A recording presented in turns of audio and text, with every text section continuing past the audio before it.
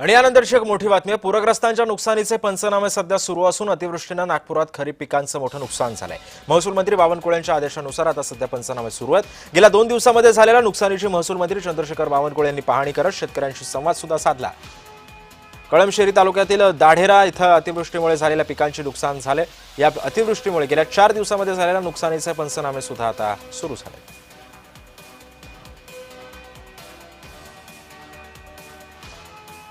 महाराष्ट्रात पावसाने चांगलंच धुतलं आणि याचा फटका जर बघितलं असेल तर प्रचंड जे आहे ते शेतकऱ्यांना झालेलं आहे।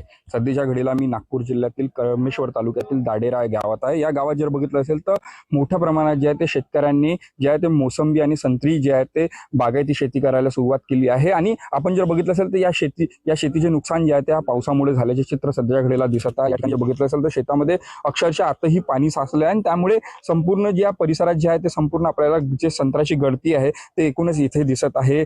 यासोबत जर बघितलं असेल तर या भागामध्ये आहे मोठ्या प्रमाणात जे भाजीपाला पीक सुद्धा इथे शेतकरी घेत असतात। मात्र याचे नुकसान सुद्धा प्रचंड शेतकऱ्यांचे झालेले आहे आणि शेतकऱ्यांची हाक फक्त आता सरकारकडे आहे की त्यांना सरसकट मदत करावी। अशा शेतकऱ्यांच्या पाठीशी सरकारने उभे राहावे अशी जी हाक आहे ते शेतकऱ्यांची आहे, सरकार पुढे आहे। तेजस मौतुरी, जय महाराष्ट्र न्यूज, नागपूर। तेव्हा आपण पाहतोय की गेल्या काही दिवसांमध्ये झालेल्या नुकसानीचे आता पंचनामे आता सुरू झालेले आहेत। नागपूरमधली ही दृश्य आहेत। नागपूरमध्ये सुद्धा फळबागांचं मोठं नुकसान झालंय। पावसामुळे या सर्व शेतकऱ्यांवरती आता उपासमारीची वेळ आलेली आहे। पाऊस कधी कधी हवासा वाटतो शेतकऱ्याला। पावसाची वाट सगळेजण बघत असतात। मात्र यंदाच्या वर्षी हा जो पाऊस असा काही बरसलाय की पुन्हा पाऊस पडू नये अशी सुद्धा आता आशा शेतकरी बाळगतात।